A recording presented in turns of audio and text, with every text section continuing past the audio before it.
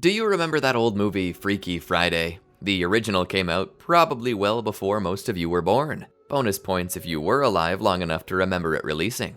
Well, turns out there's a sequel coming. Literally just found out about it too.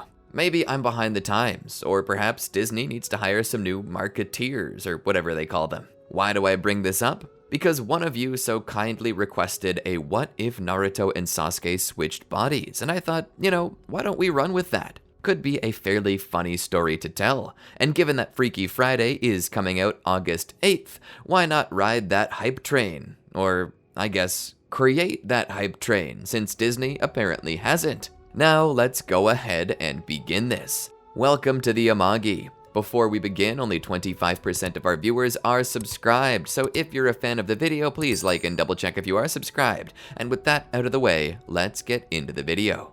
The warmth of the summer wind blew. Despite the season, this summer wind gave off a feeling of anemoia, a feeling of a slowly growing pre-nostalgia. The three of them hadn't yet formed any memories to feel nostalgic about, but at the same time, this feeling of pure happiness and joy in their work and togetherness let them know that these were probably the best days of their lives. Or at least it felt that way to a group of young, unknowing children who had yet to fully experience the fullness of life, or the potential the future had, in that every day could be better than the last if you simply let it be.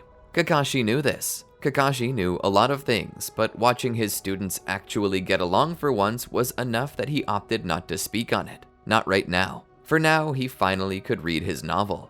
For once, his novel wasn't Icha Icha. No, it was something else. As a fan of the author of Icha Icha, Kakashi found it only fair that he read more of this author's works to see if he could learn more about how they were. Secretly, Kakashi had hoped to one day write his own stories, and so he was reading some of what to him was the greatest writer in the world. This was one of his earlier, more ambitious stories, one he had heard of from his own master many a time, but never had picked up to read on his own.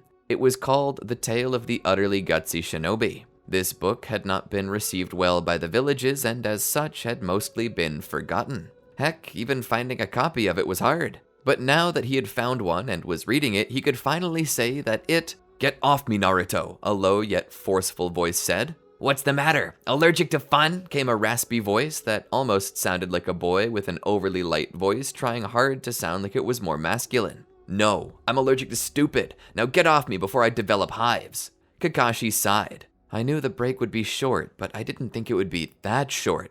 He sat up. "Hey, you two." "Yeah?" they said in unison. "Can you guys please shut up? We're trying to enjoy a well-deserved day off. Your bickering is ruining it." Both boys pointed to each other and spoke. "He started it."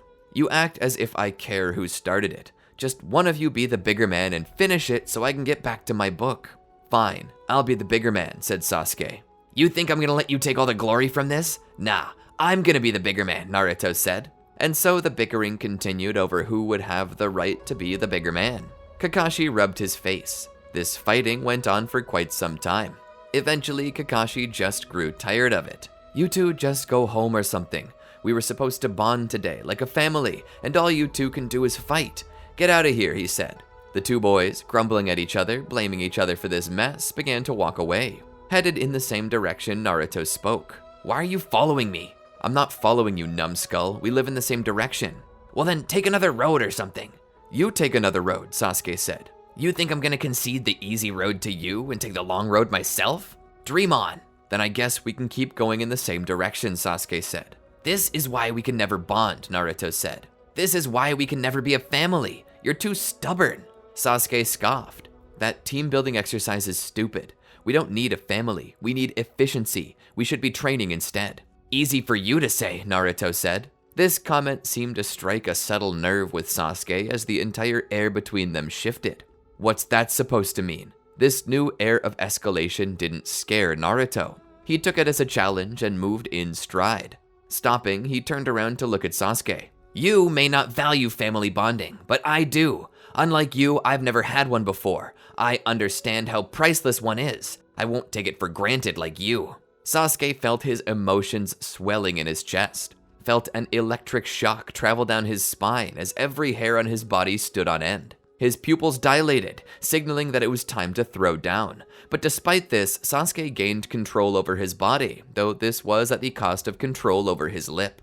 Take a family for granted? You're right about one thing, Naruto. You never had a family, so you can never understand how hard it is. You can never understand the pain they can bring you. You'll never truly understand anything that has to do with a family. You'll never understand the isolation of losing something important to you.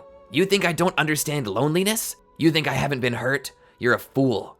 I never said you didn't understand loneliness, dolt. I said you don't understand the pain and isolation of losing a family. There's a difference. Is there really? You think you're suffering more than I am? I guess you've never heard the phrase, it's better to have loved and lost than to have never loved at all. I have heard it, and I can promise you that it's hogwash, Sasuke said through his gritted teeth. You may feel alone, Naruto, and so do I. But the big difference is, I have to suffer knowing that I lost that part of me forever. You're a child born without an arm. I was one born with both, having to suffer the scars of having one chopped off right in front of me. I have to feel those phantom pains. What are you even talking about? We both have arms. It's a metaphor, dumbass. What I'm saying is that while you may be missing something everyone else has, at least you don't have to suffer the pain of betrayal every single day. I suffer plenty, Naruto said. You think it's easy going through my life? You couldn't last one day in my shoes, he shouted, his own dander rising. The two boys were now standing chest to chest, forehead to forehead, teeth gritting. There was enough friction between them to light a campfire without an extra stick. They were seconds from throwing down, but before either of them could, the necks of their shirts were grabbed and pulled, ripping them away from each other. The two boys looked up to see Kakashi standing over them. The only thing they could make out from his face was a single eye and a bulging vein beside it. You two never learn, do you? He said. Kakashi-sensei, what are you doing here? Naruto asked. For your information, I was walking Sakura home. The good student, he said. Sakura waved with a sparkle in her eye. She was teacher's pet and she knew it. Suffer about it. You two can't even walk home by yourselves without fighting. You are both going to take the long way. Two very different long ways back to your homes. I'm walking Sakura this way, and I'm being real here. I've reached my limit with you two today. You boys thought my jutsu 1,000 years of death was bad. I'm about to stick both my fingers so high up both of your rears, it'll come out of your throats. I'll shoot you into the stratosphere. Then, maybe, we can all get some peace and quiet. Now what'll it be? Will you each take another road, or am I going to have to make you eat the dirt on this one? Kakashi asked. Needless to say, Naruto and Sasuke both took separate, long paths that extended their way by a whole extra 10 minutes each. By the time Naruto got home, he was fuming. He was hungry, hot, stinky, and angry. Grabbing a ramen bowl with enough force that he threatened the styrofoam that held it, he began to boil water. Stupid Sasuke. He thinks that he's better than me. Thinks he's suffered more than me. He's an idiot. He has no clue. Elsewhere in Sasuke's apartment, he stood there looking over Konoha silently, eating a celery stick. Looking down at the photo in a picture frame that showed his mom, dad, and himself, with the place where Itachi had once been torn out and burned. Idiot Naruto, Sasuke said simply, remembering what his rival had said. As the sun set, everyone settled into bed, anger still high. The day flat ruined because of Naruto and Sasuke. The only one who wasn't raw at the day was Sakura, who all in all had a fairly good day, and was even practically named Kakashi's favorite. She's sleeping good. But everyone else, Kakashi included, was peeved that such a good day had been ruined, their first day off together in a while. But what could one do about it? The following day, the team met up again. Naruto and Sasuke sat on a bench waiting for their master, Sakura between them to serve as a buffer, their faces turned away from each other. Sakura was just smiling. Nothing could sour her good mood. That's when Kakashi arrived.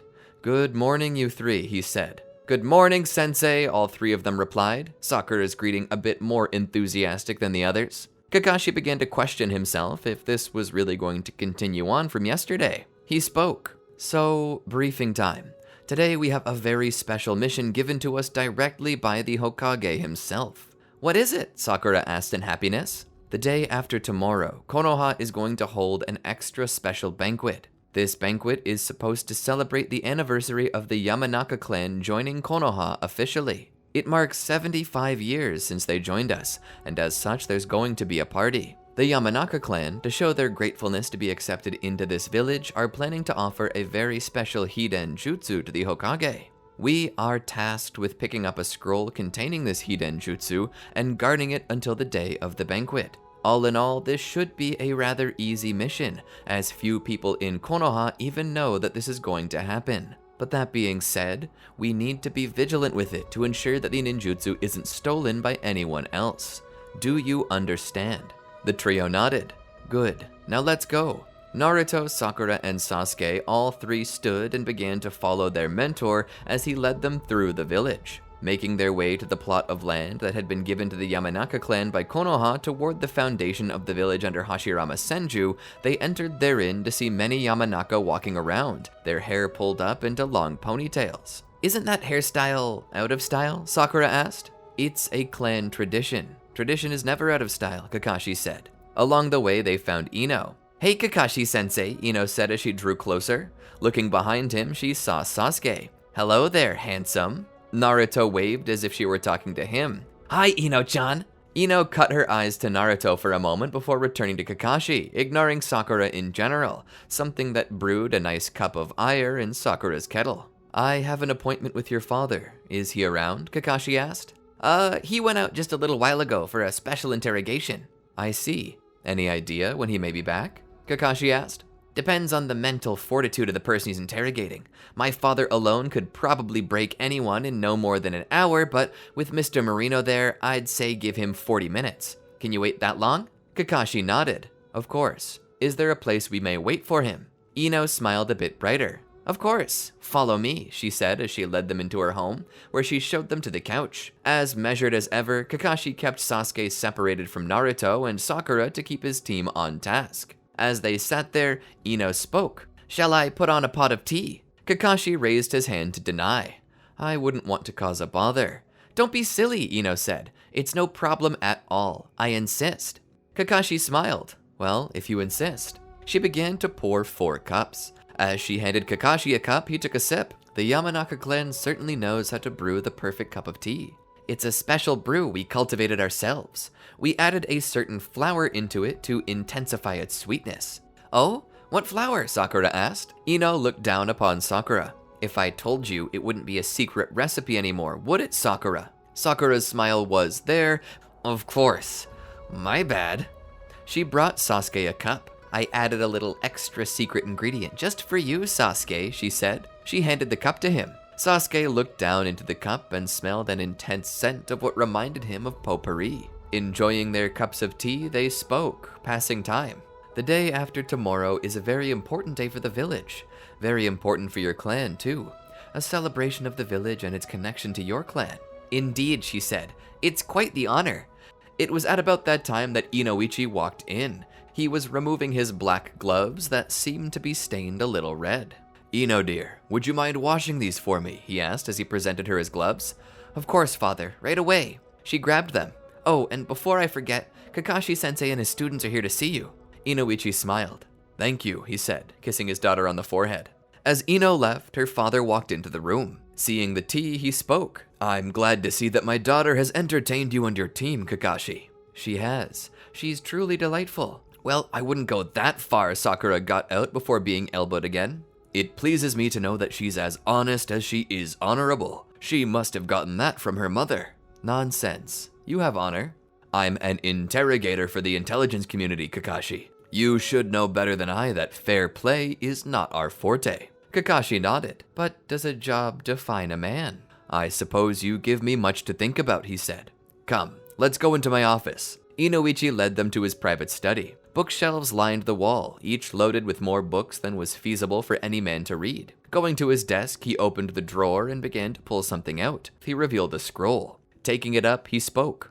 This is one of the greatest techniques my clan has ever devised. To this time, it had only been taught to members of my clan, and every member that knew it grew into a powerful shinobi. Some even say that this scroll itself can decide who becomes the next Hokage, Inoichi said. And now, I entrust it to you. He handed it to Kakashi, who held it with reverence. Take care of that, Kakashi, Inoichi said. If that scroll falls into the wrong hands, it could spell doom to the village. Kakashi nodded. A happy 75th anniversary to you, Lord Inoichi. A happy anniversary to you, Kakashi. And with that, their business was completed. They began to walk out of the house, waving goodbye to Ino as they did so. As the day began to wear to a close, though, Kakashi came to his team in secret and spoke. I'm going to be giving you three the scroll tonight. Naruto and Sasuke's eyes widened. What? But you're the Jonin, Naruto said. Kakashi nodded. Yes, I am.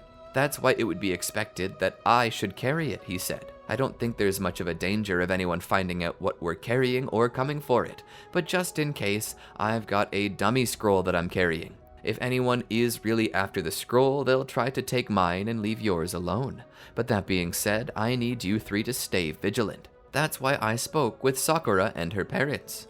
You three need to stay together tonight. Hide the scroll well and keep it quiet. Got it? The trio nodded. Kakashi then presented them with the scroll. Sakura reached out and took it. They began to head off towards Sakura's house. Upon getting there, they were welcomed by Mebuki, Sakura's mother. Welcome to Casa del Haruno, she said. You three are just in time for dinner. I hope you didn't spoil your appetite because we have lots of food. The three of them sat down for a home-cooked meal, something Sasuke hadn't had in a long time, and something Naruto technically had never had. The food was good, but it was quite awkward for both of them. But this wasn't a bad thing, at least not for Naruto, who finally got to experience some family life. Sasuke, on the other hand, was a bit creeped out by it. One could assume that maybe he was still a bit off-put due to his own trauma. Sakura was also off-put, but not because she didn't understand the family life, but because she did, and knew that this was gonna weird out Naruto and Sasuke. She was simply embarrassed. But they all enjoyed the food anyway. After dinner, Sakura would go off to work on something as Naruto and Sasuke were left to play games with Mebuki and Kizashi. But as the games came to an end, Naruto and Sasuke came upon Sakura, who was working on something. What are you doing? Naruto asked. I'm installing a little alarm in this drawer, she said. Naruto and Sasuke bent down to see. Well, how will we open it without the alarm going off? Naruto asked. Simple, we just turn it off, she said with a smile. Won't any intruders know to check this? Sasuke asked. Of course not, we're just Genin. The fact we would even put this important scroll inside such an obvious drawer is ludicrous anyway. Besides, Kakashi assumed that nobody would bother to come after us. Regardless, that's not the only measure I've taken, she said. She switched off the sensor and stood. She opened the drawer to display the scroll. Sasuke picked it up. Open it up, Sakura said. Sasuke did so to find it filled with a common jutsu. This isn't the secret scroll, he said. Sakura nodded. She then revealed that the drawer had a false back to it where the real scroll was hidden. She showed them. This is the real scroll, she said. Putting it back, she closed the false wall. She took the scroll back from Sasuke and returned it to the drawer, closing it again. She then turned the sensor back on. That should make it adequately safe.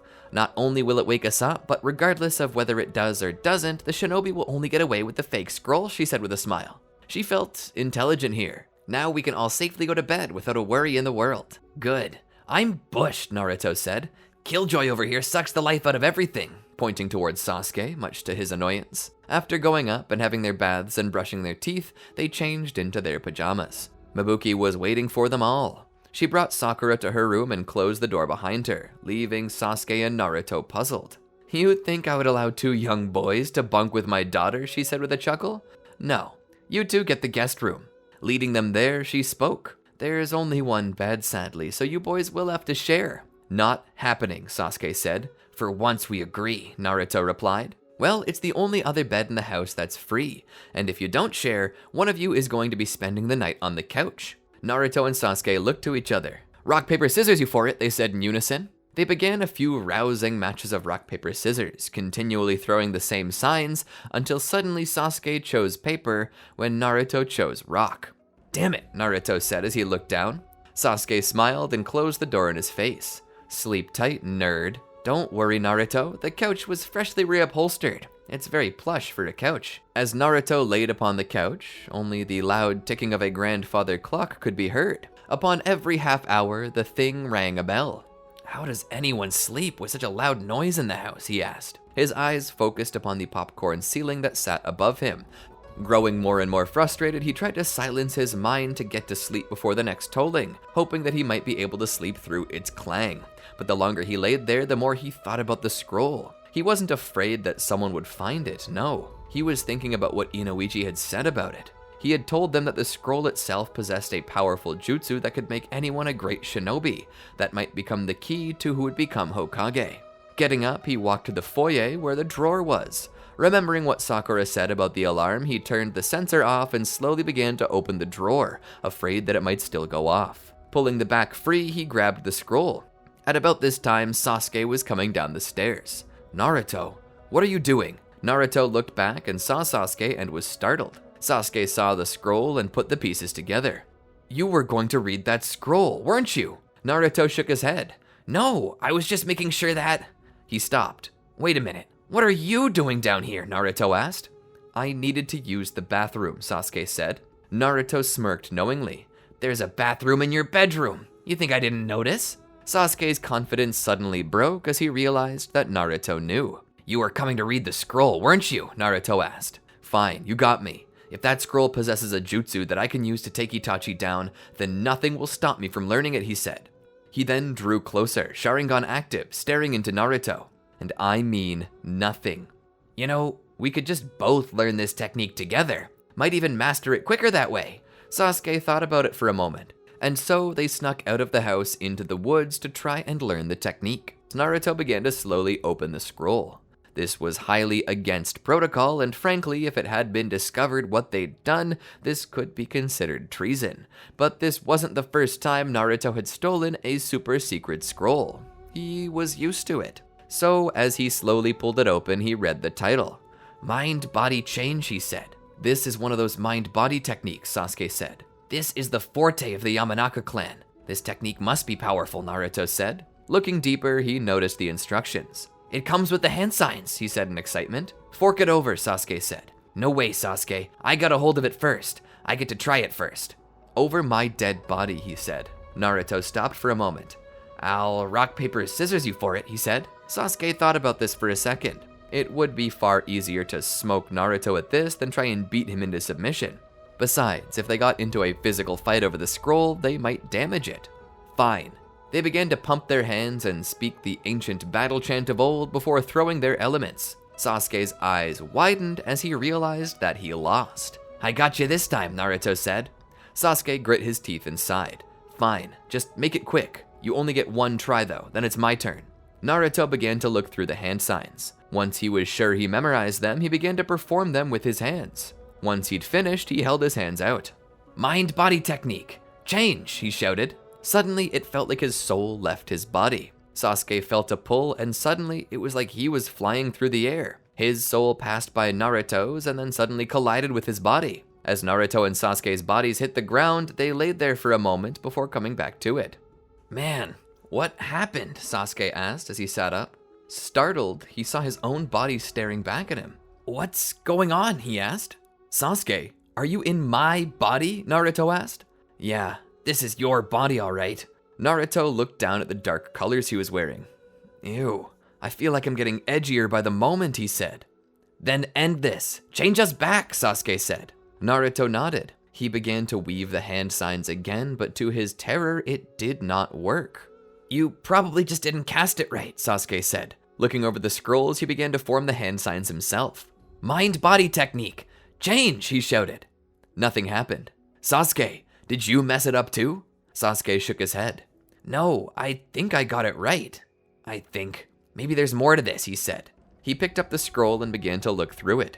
Pulling it open more, he read what it said. "Breaking the technique." He looked up. "Looks like there's a set of hand signs to break the technique," he said. "Well, read them quickly," Naruto shouted. Sasuke opened the scroll deeper to find the hand signs, but as he opened it, there was a sound like ripping paper. Suddenly, the entire scroll went up in flames. Sasuke stood there, shocked.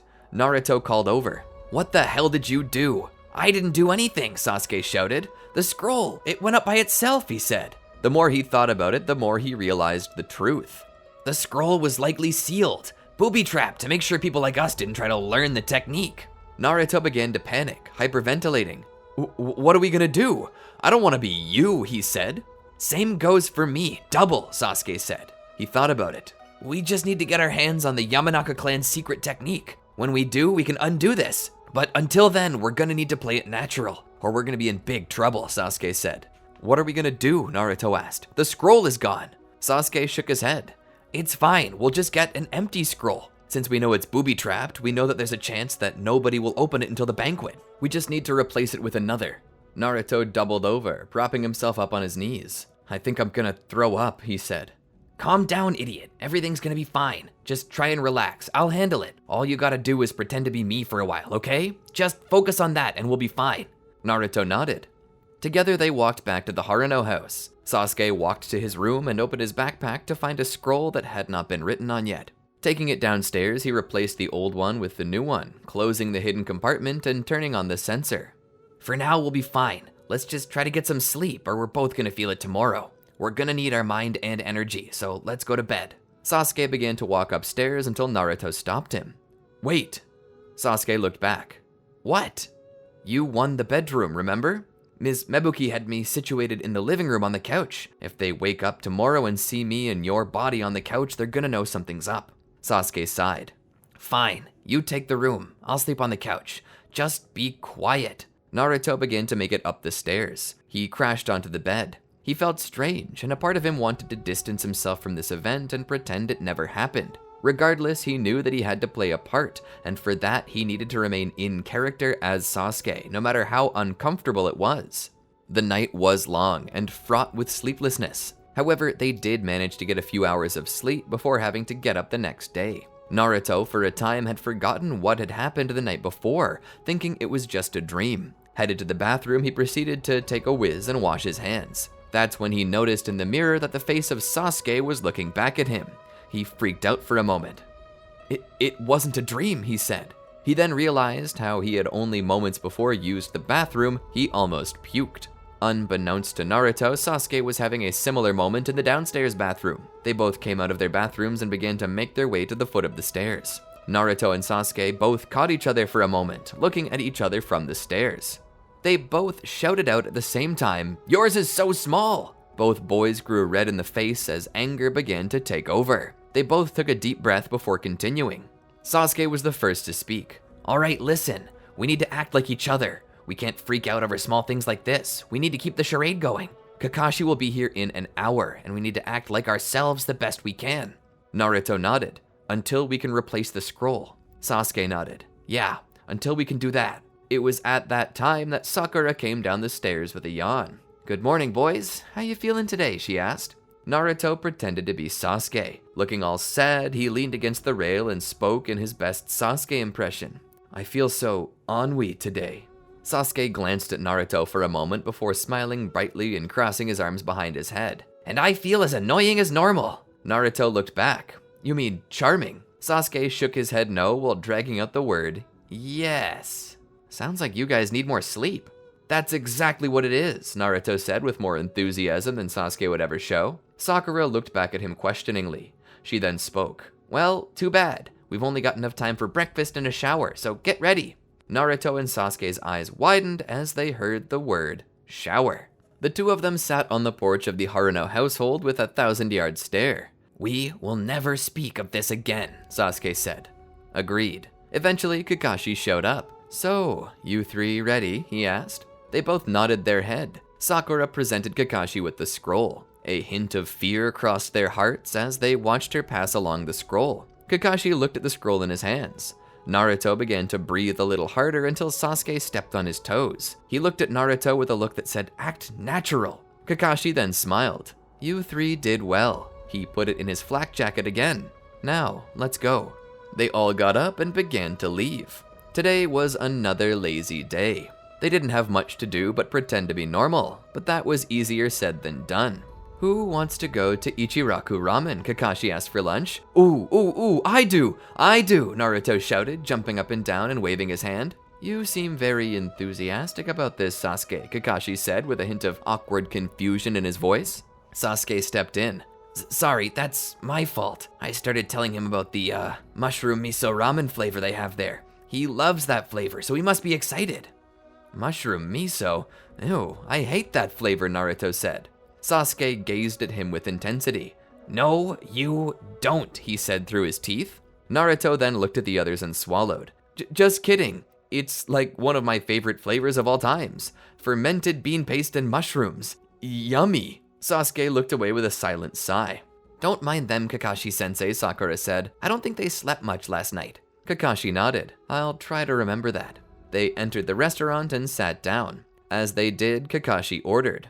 3 house specials and 1 miso mushroom ramen bowl, please. Teuchi gave them a wink and began to cook it up. The smell of the miso and mushroom broth being prepared left Naruto's stomach churning. This was horrible. Absolutely tragic. To be at his favorite restaurant only to eat the worst item on the menu. How could the day get any worse?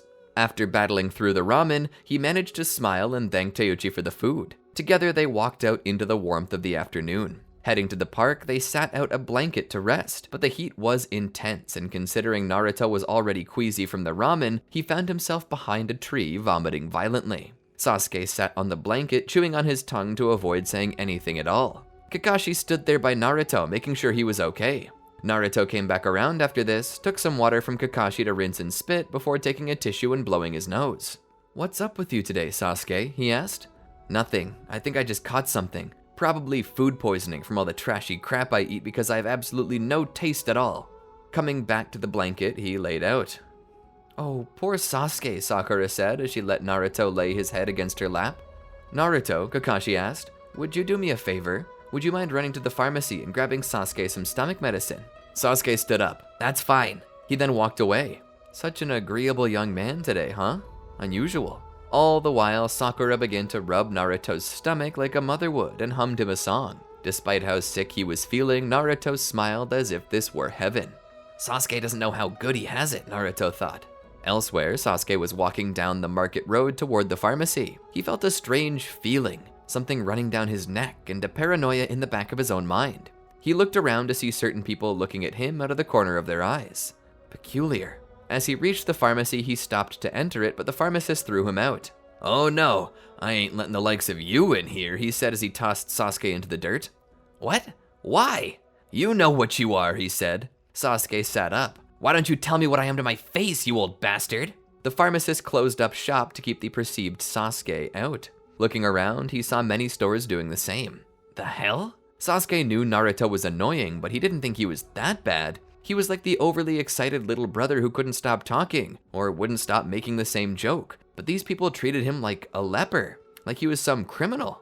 At first, Sasuke began to wonder if Naruto had been thrown out for stealing drugs at some point in the past. That would have explained the reaction of the pharmacist. But looking back around at the other shops closing, it was clear that they had something against him that went beyond a single crime. What was this? He kept checking stores until he found one at the very least didn't close immediately when it saw him. Despite that, the owners stared daggers into him, as if he were carrying the plague. Looking around, he found the medicine he was looking for and brought it to the computer. The cashier typed something into the computer and the price came up, $9.99. Sasuke frowned at that for a second. The tag on the aisle said $4.99, he challenged. We're in the process of changing prices. You're doubling the price of digestive aids? Isn't that a little expensive for such a small capsule count? I've never seen it priced like that anywhere else, he said. Huh, as if you could shop anywhere else, the cashier said. If you don't want it, then leave the store. Sasuke let out a sigh and proceeded to pay the extra money for it. Leaving the store, he made his way back to the park with the medicine. There, he tossed the box to Kakashi.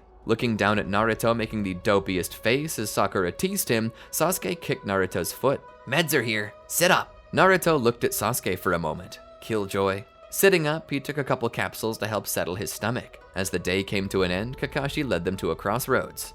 You 3 can go home tonight. You don't want us taking the scroll? Sakura asked. Nah, I'm pretty sure if anyone wanted this thing, they would have attacked me last night. Besides, if we're all going to the banquet tomorrow, then I want you to at least look presentable, he said. Hit the hay early, and be back to your old selves tomorrow. I can't handle this, it's too weird, he said. The 3 of them nodded. They then began to head home.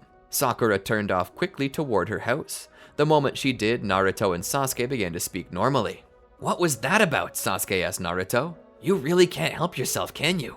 Naruto looked offended. And what about you? You weren't a very happy person today. Well, at least I can play that off as being grumpy without sleep. But what do you call me? I do, Sasuke said, pretending to be Naruto from earlier. Naruto avoided that question to go back to Sasuke's original sentence. So you admit it, you are a grumpy person. You know what? Yeah. Yes, I am. And I have every right to be hanging around with an idiot like you. Naruto looked away. Man, you don't even know how good you got it, he said. Sasuke looked at Naruto. What do you mean? Naruto spoke. Sakura absolutely adores you. You know what she did for me today? She babied me because my stomach hurt. You know what she does for me in my original body when my stomach hurts?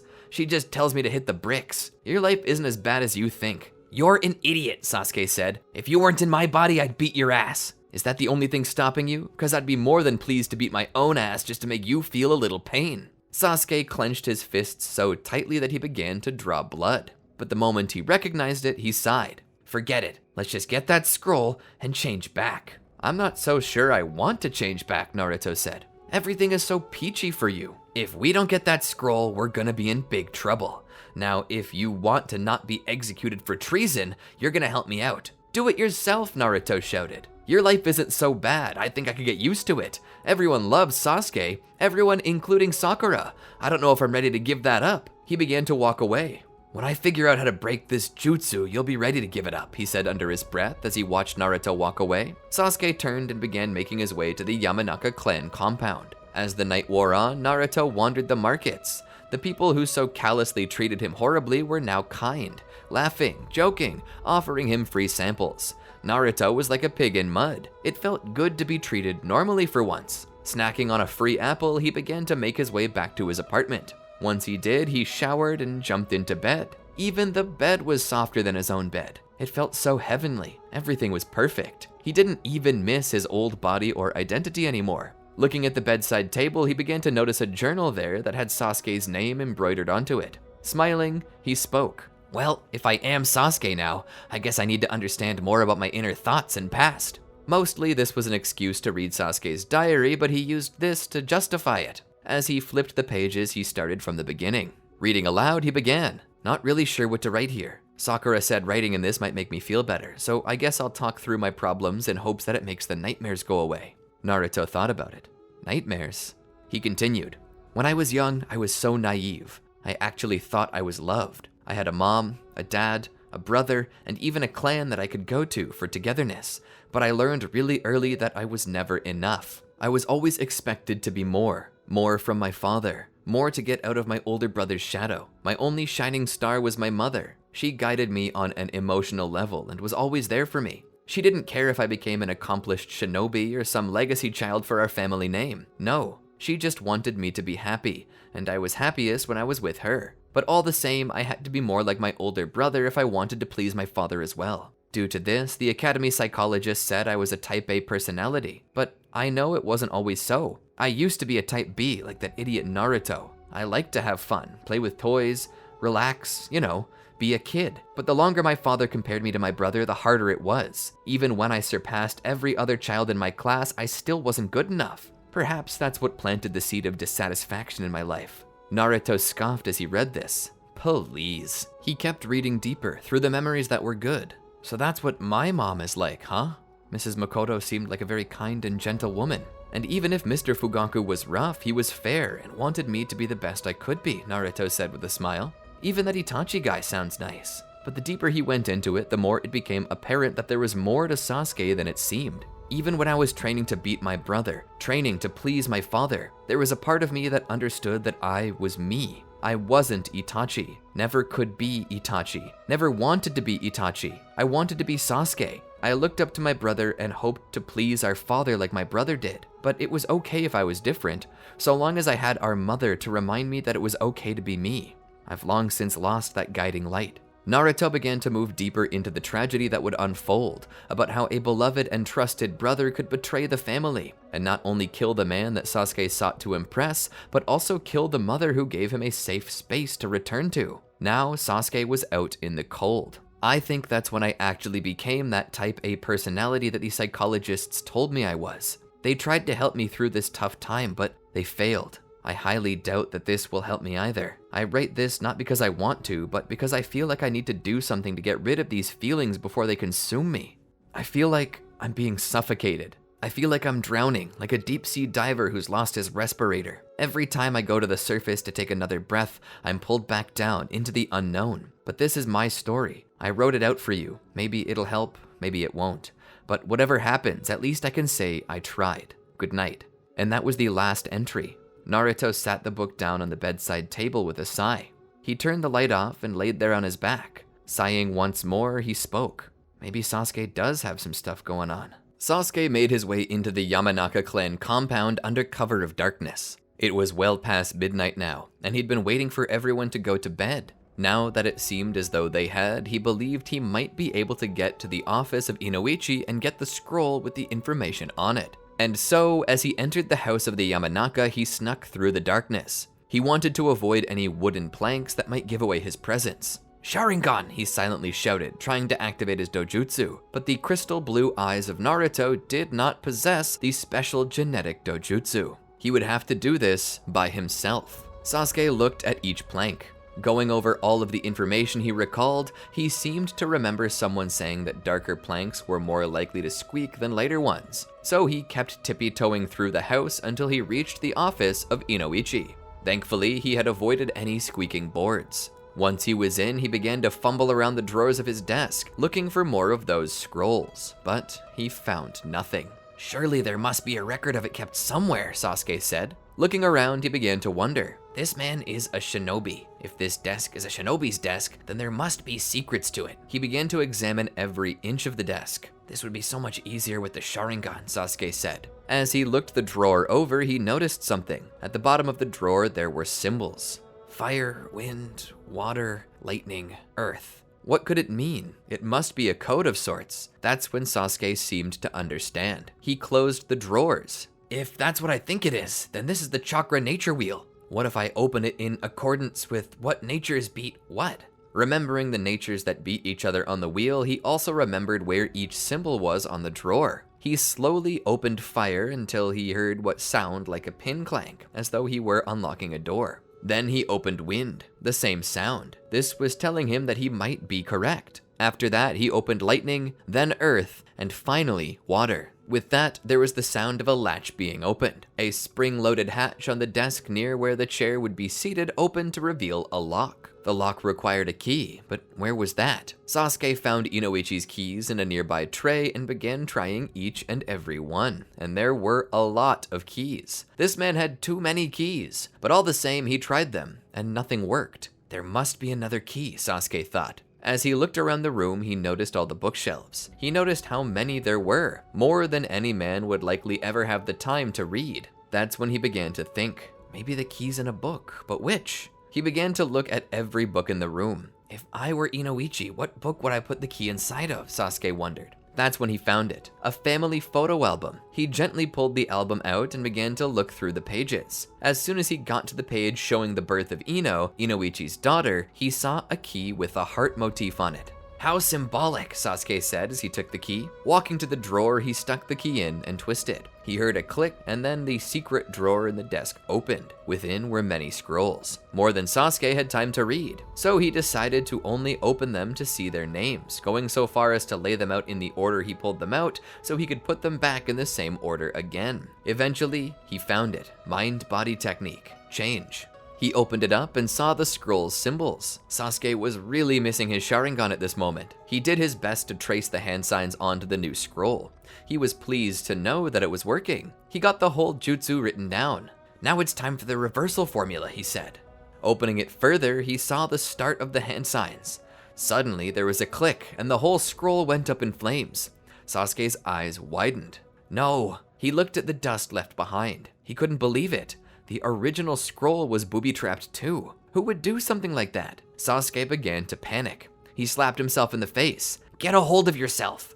There's gotta be another way," he said. He took the unfinished scroll and put it into the place of the original to throw off suspicion. At least, at this point, Inoichi might not know that the original was missing for a few years, long after the evidence that it was Sasuke and Naruto would have been erased. He restored the scrolls back to the drawer and then closed each drawer on the desk. He replaced the key into the book as it had been and put the book back on the shelf. He then dusted up the ashes of the ruined scroll and dropped them into the fireplace. Looking around to ensure that everything was as he left it, Sasuke began to leave the residence of the Yamanaka clan. Heading back to Naruto's apartment, he entered. It smelled horrible, like milk left out in the sun. He didn't have time to deal with that. He got to the bed to sleep, but was startled by its stench. Does he never change the sheets? He wondered. Unable to handle it, Sasuke decided to sleep on the couch that night. Elsewhere, Naruto had fallen asleep and began to dream. Despite his soul having switched places with Sasuke's, the brain inside of his head was still Sasuke's, and the memories locked within remained. Naruto saw it more than just as a movie. He was experiencing it, as if he and Sasuke were the same person. He saw himself running home from school. He saw the darkness of the streets, the eeriness of the moon as it lingered in the sky,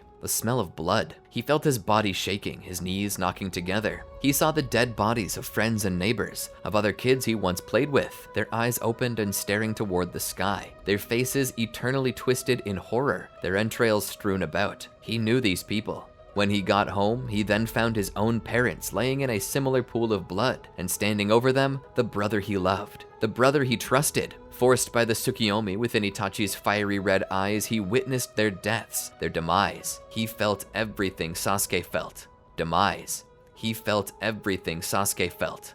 He remembered and heard everything Sasuke had. It was as if him pretending to be Sasuke was enough for God to say, "Then let me give you all that baggage that comes along with it." Rising up in rage, he tried to attack Itachi as he left, only to be spat upon, called the most vile things, and threatened. Told that one day that Itachi would be back, and when he was, Sasuke, or in this case Naruto, would die. Naruto passed out, but in that moment his mind and memories rushed past him like a wind until his eyes opened in the pitch black room he was in, only illuminated by the soft glow of the Sharingan he had activated. Gasping for air, breathing deeply, Naruto sat up in bed, rubbing his eyes. He was drenched in sweat, his shirt and shorts clinging to the skin like swimwear after a dip in the water. And in that moment, Naruto understood what Sasuke had been talking about, what he meant by phantom pains. Though Naruto was lonely, he never once had a nightmare about it, at least not about how he lost his parents. He never knew them. How could he have had a proper nightmare about them? At least not one like this. Sasuke was tortured, wounded, and as he sat there thinking about everything Sasuke had to face, he knew that he had misunderstood him. Sasuke's life was no cakewalk. It wasn't peachy or easy peasy. Sasuke perhaps lived the life other people normally got to live, but that didn't mean that there weren't things under the surface that he didn't know about. At that moment, remorse hit Naruto's soul like a sledgehammer. The way he had always treated Sasuke, it wasn't right. It wasn't right at all. The next day, Sasuke sat on the bench where he normally met with his team. He was early. Sleep was not something he could get so easily. Not when everything was on the line, boiling down to now. Today was the day of the banquet, and they were no closer to figuring out what to do than yesterday. It was at that moment that Naruto showed up. Sasuke looked over to see his own body standing there, the face he had never seen unmirrored looking somewhat disturbing to him, yet a little melancholic. Naruto sat down beside Sasuke. There was silence for a moment. Naruto then spoke. "I'm sorry." Sasuke looked over at Naruto for a moment before looking away. "Don't worry about it." Naruto looked down. "I got carried away. I need to apologize ahead of time. I looked through your journal last night." "You what?" Sasuke said as he looked over. "I was lying to myself, saying that since I was you now, I deserved to know everything about you. I was wrong to do that, and I invaded your privacy. I'm sorry." To be frank, Sasuke was pissed at Naruto in a way that might trump everything that he had ever been pissed off by, but he quickly cooled off as he saw the Sharingan in Naruto's eyes. Sasuke sat back. You learned how to turn them on, I see." "I had a dream last night about what you went through. I saw everything." Naruto looked over. "Sasuke, why didn't you tell me how bad it was?" "You never would have understood." Naruto looked away as he thought about it. "Maybe you're right. Maybe I never would have understood. I was too blinded by myself to consider what you were going through." Sasuke shook his head. "Forget about it. It's not important." "It is important, Sasuke. I never knew you were so wounded, and it's okay to be upset about it. What happened to you was beyond unfair. Mrs. Makoto. She was so kind and sweet in the way she..." Naruto began to cry. "I don't even really know who she is, but this body does, and it hurts so bad. How do you keep it together?" Sasuke was now fighting tears too. "I don't," he said. Naruto hugged Sasuke. For a split second, Sasuke nearly pushed Naruto off, but he didn't. He let out a sigh. "What's with the other villagers?" Sasuke asked, trying to change the subject. "Why are they all so weird to you?" "I don't know," Naruto said, pulling back and wiping his eyes. "Well, there must be some reason. Did you steal from them? Hurt them? Harass them too much?" Naruto shook his head. "My earliest memories of them are all the same. Being thrown out and called names. At that age, I wasn't even capable of pranking anyone. I only started pranking to get revenge. The reason they hate me, I don't know. Maybe I'll never know. I don't know. Sasuke looked at him and then away. I'm sorry. For that one moment, Sasuke and Naruto finally understood each other. Their pains were different, but that didn't make them any less painful. That didn't invalidate the other's reason to be upset or feel betrayed. In some ways, they were more alike than they originally believed. Even black and white met together in the gray, and right now they had found that common ground. For the first time in a long time, Naruto and Sasuke smiled at each other, but now was not the time for emotions. They needed to solve their problem. Naruto spoke. Did you find that scroll, he asked. Sasuke nodded. I did, but it was booby-trapped too and went up in smoke. Naruto's shoulders drooped. So that's it then? Sasuke shook his head. No, I have one more plan, but we're gonna have to cut it close. Do you have any more blank scrolls? Sasuke asked. Naruto nodded. He pulled out another scroll. This is the last one I got though, he said. Sasuke took it. We're going to bank on something. If this works out, we'll be able to get away with it, but we're going to be close. Naruto nodded. We can do this. Sasuke saw the energy in Naruto's eyes, but then he saw Sakura coming their way. All right, home stretch, Naruto. Win or lose, we're in this together, but we gotta keep up the act. Try your best to be me, and I'll try my best to be you. Naruto nodded and cleared his throat before sitting back. Focusing on the memories of that dream he had, he felt himself slip into character. Sasuke, finally understanding Naruto's energy, slipped into character as well. Sakura arrived. Morning, you two. Sasuke stood up. Good morning, Sakura-chan. Naruto looked at Sasuke. It's 7 in the morning, Naruto. The sun's barely up. Do you have to do this? Sasuke looked to Naruto. Stop being such a fuddy-duddy. Sakura stretched with a smile. Good to see you're back to normal, guys. It wasn't much longer before Kakashi showed up. I hope you guys are ready to party, because tonight is the banquet. We're going to be spending the day getting ready, so I hope you like the spa.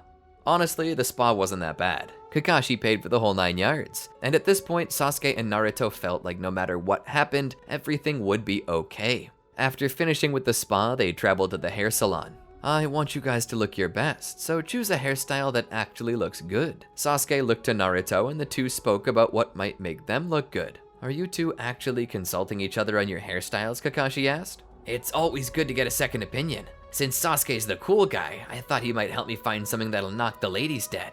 And since Naruto's the fun guy, I was thinking he might help me find a hairstyle that looks fun instead of overly edgy. Well, I'm just glad to see you getting along together. Sasuke looked back. What about you, Kakashi-sensei? Aren't you gonna get a new hairstyle? Kakashi shook his head. Shoot no. I said I brought you here to look your best. I already look my best, so what's the point? Sasuke laughed. Sure, Kakashi-sensei, sure. Naruto chose for his original body something a bit shorter. Sasuke chose for himself a hairstyle that wasn't much shorter than what he already had, but was more slicked back, like a mafioso. After this, they headed to a tailor to try on some suits and get them properly hemmed for the occasion. By the time all this was finished, it was about time for the banquet. It was going to be cutting it close, but as they got to the place, they saw it filling in. They saw all the members of the Yamanaka clan and a good majority of the Nara and Akamichi clan. Taking Sasuke to the side, Naruto spoke. So, what's the plan? He asked. Sasuke then began to explain it. Towards the end of the banquet, Ino and her mother and cousins will do a dance. After this, when she's by herself behind stage, we'll simply go to her, tell her the situation, and get her to undo the jutsu for us. Isn't it going to be dangerous to tell her? Naruto asked. Sasuke shook his head. Not really. She'll hate that we did it, sure, but she's got a crush on me like Sakura does. She'll do anything, including unlocking the jutsu for me and finishing our scroll so we can exchange it for the blank that Kakashi's carrying. If we're quick about it, we'll get it done before the official presentation happens. So for now, let's just enjoy ourselves. Naruto nodded, but by the time they got back to their seats around a table, the show began. At first, they showed a video celebrating the Yamanaka clan, showing pictures of the clan heads from the beginning to modern day, going over each of their accomplishments. There were images of them on the battlefield, but also images of them with their family, accentuating who they truly were as a clan. Stories of tragedy, stories of heart, and even stories of comedy were shared by the hosts. The Akamichi clan head, Choza, even got up to speak on behalf of his clan, telling everyone how he felt about the Yamanaka. And this soon was followed by Shikaku of the Nara clan, who mentioned that Inoichi was the only one who could ever beat him at shogi. However, he stated he believed that Inoichi was probably cheating with his mind-body jutsu or something. But with a smile, he declared that Inoichi was the only man he'd let cheat at shogi. It was quite the heartwarming banquet. And at the very end, the Yamanaka clan's women performed a dance that was a bit more complicated than Ino led on. It was a dance that honored the past, acknowledged the present, and looked forward toward the future, with each step representing a season that passed. But eventually, the clanswomen finished their dance and the entire auditorium erupted into applause. But Sasuke knew it was the time. He elbowed Naruto. "All right, let's go," he said. Naruto stood along with Sasuke. "Where do you two think you're going?" Sakura asked. Naruto struggled to answer. To the bathroom." Her eyes widened. "Together?" Naruto began to stumble around looking for an answer. It's nothing weird," he said. Sasuke let out a groan and then grabbed Naruto. "Let's go." They snuck to the back where they found the girls coming off the stage. As soon as Ino saw them, she walked over. "Oh, hey, handsome." "And Naruto too," she said. "Did you enjoy the show?" Sasuke nodded. "Yes, it was beautiful, but we were wondering if we could speak with you privately for a moment." Ino turned to her mom and waved, mouthing that she'd catch up with her. "All right, let's go." Heading to a back room, Sasuke spoke. "All right, so, we're kind of in trouble and need your help." A sudden, nervous look came over Ino's face. "What's wrong?" she asked. "Well, you see," Naruto said, "we kind of read the scroll that your father was going to give the Hokage." Ino's eyes widened as her mouth fell open. "You two are unbelievable," she said, looking angered and betrayed. Naruto looked down. Sasuke spoke. "We need your help. It contained the formula for a technique called mind-body change technique, and, we kinda tried it out, and now we're stuck in each other's bodies." Ino shook her head. "You two are idiots, you know that?" Sasuke offered her the scroll. "We tried to find out the answer to the technique, but when we opened the scroll further, it burst into flames. All we got memorized was this," he said, showing her the scroll. She looked it over. "Wait, if the real scroll burned, then what's Kakashi about to return to my dad?" she asked. "It's blank," Naruto said. Ino's face was covered in horror. She quickly began scrawling the formula to reverse the effects of the jutsu on the scroll. She handed it to Naruto and Sasuke. "You owe me, Sasuke Uchiha," she said. Sasuke offered a bow. "Anything. Thank you." Sasuke read off the hand signs and Naruto began to form them. "Now say release." "Release!" Naruto shouted. And a moment later, they were in their old bodies again. Naruto sat up and looked at his hands. "Yes, I'm me again." Sasuke looked down to make sure that everything worked properly. "Thank you, Ino," he said. "You better remember this, Sasuke," she said as the two ran off. Naruto and Sasuke ran back to the table that Team 7 had been presented, but when they got there, they only saw Sakura. "Where's Kakashi-sensei?" Naruto asked. She pointed at him as he was talking with Inoichi Yamanaka. Naruto and Sasuke's hearts dropped to see him pass over the scroll. Inoichi then disappeared behind the stage. Naruto and Sasuke collapsed in their chairs. "What's wrong?" she asked. "We screwed up." They began to explain the ordeal to Sakura, who looked halfway to fainting. Naruto and Sasuke couldn't disagree. Kakashi sat back down at his seat and continued to watch. Inoichi took the stage where Hiruzen was awaiting. Hiruzen, wearing his Hokage's uniform, was sitting at a small table. Inoichi came to the table and knelt down by it. Sitting there for a moment, they exchanged a couple sets of words that only they knew. Inoichi offered his scroll, and Hiruzen offered one in return. The two opened each of their scrolls to look upon the contents. Naruto began squeezing his head. "Here it comes." To their surprise, though, both of the men once more bowed to each other and stood before bowing to the crowd. The crowd roared in happiness. "Wait, what happened?" Naruto asked. "They exchanged scrolls." "They exchanged scrolls. What did you expect to happen?" Sasuke looked over. "We have to come clean, Kakashi-sensei. We opened the scroll and tried out the technique."